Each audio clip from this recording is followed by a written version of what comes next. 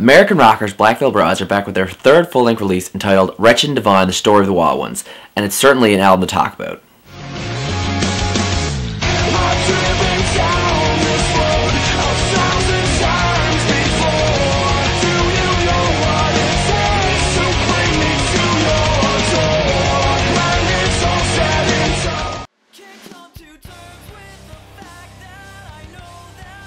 As I said, this is Black Veil Bride's third full-length release, and I find it's really different from the first two albums. We Stitch These Wounds was a lot of different styles, a lot of screaming on it, and it was more of a younger, not matured album. Set the World on Fire, their second album, it was becoming matured. They had their makeup and stuff. They had the I guess you can call glam metal, glam rock kind of thing on the go. But then we come to this album, and it's certainly something different because they've taken away a lot of the makeup from their gimmick or whatever they want to call it, their stage presence. And this whole album is a concept. Now, they haven't done a concept album before, and it's something that I really enjoy about the CD. This album has 19 tracks. Something really enjoyable is the fact that, there's 19, but a lot of them are shorter tracks, 30 seconds to a minute, maybe even less. And it may be short, but it makes the album even better and more enjoyable. Not to mention they use a wider variety of range on their instruments. This album starts off with Exordium. Now, this is a really short song. Like I said, there is a few short songs. It's basically Andy, the lead singer, giving a little speech before the album begins. But, after this quick speech, it leads right into the technically first song, second song overall, called Am Bulletproof. The song's really awesome. In the first 5 seconds, you get this really awesome solo that kicks right into it. Overall, it's just a super catchy song, and it gives a great vibe towards the rest of the album. Skipping to track 4, and something I'd really like to talk about is the recurring track called F.E.A.R and Transmission. Now, there are 4 of them throughout the album. They go as such: Stay Close, Trust, As War Fades, and Final Transmission. Now, I really like this. Again, these are the short songs I was talking about, the little in-betweeners. But they really made the album a lot better and stick out because these in-betweens had an awesome orchestral instrumental, and it was Andy giving a speech, just like the start of it. But it was really kind of, you could feel it, and there was a lot more emotion, and especially with the instruments. I think that's what made it a lot better for me. And it just built on the story. That's what I like about the concept. It kind of builds on this story that keeps going throughout the album, and again, it just makes it really enjoyable. The album features a lot of really great songs, but to get into detail about all of them would take way too long. So I'm just going to handpick some of my favorites and just get into, more detail about them.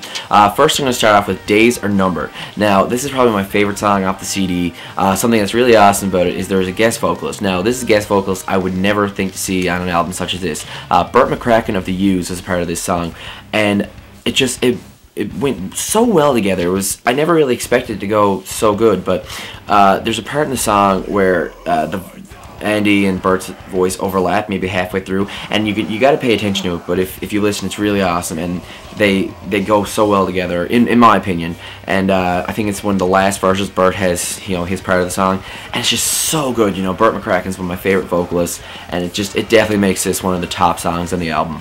The only other song on this album to feature a guest vocalist is called Lost It All. This features Juliet Sims of Automatic Love Letter. Now, this is one of the slower songs on the album. There is a few, but this is one of the slower ones. You can feel it. I really like it. It kind of reminds me of an 80s hair metal love ballad kind of thing, if you guys ever listen to stuff like that. And it's kind of cool. It's not exactly like it, but it's reminiscent. You hear it's kind of cool. But it's a slower, downbeat song. Guitars are great, and it's just a great song overall. And the lyrics are really, really good. The second half of this album actually features a lot of my favorite songs. So the first half is awesome, but like I said, I don't have time to explain everything, so the second half just really hit home for me. It was just really awesome and featured some really great songs. The last one I'm going to talk about is actually, I think it was the first song released by the band. In the end, there was a music video for it, and it's really awesome. Video's cool, the song's awesome. I really dig it. Just the intro itself catches you right away. It's awesome. The chorus is probably one of the catchiest choruses on the whole CD, but there's a lot of them, so it says something. It's really catchy. And guitar work, again, really great, and it's amazing. So check it out. Now on to my thoughts of the album. First off, I'm going to say I really think the band has matured. Since their 2010 release of We Stitch These Wounds, I can see they've gotten a lot better, and they've definitely made a bigger name for themselves in doing so. Some people are upset that they dropped their screams almost entirely because they used to be a big band of screaming and singing together.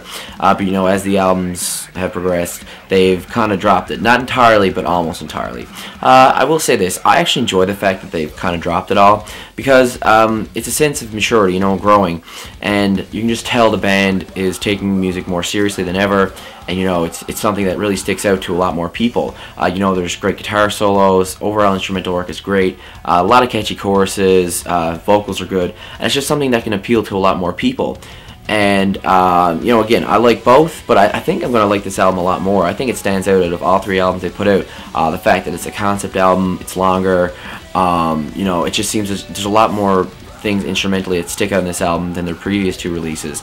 And you know, it's just a really enjoyable album. So if you want to hear a great CD, you know, check it out. It's off to a good new year so far with an album like this. You know, as I didn't know what to expect on this album, but you know, I was amazed.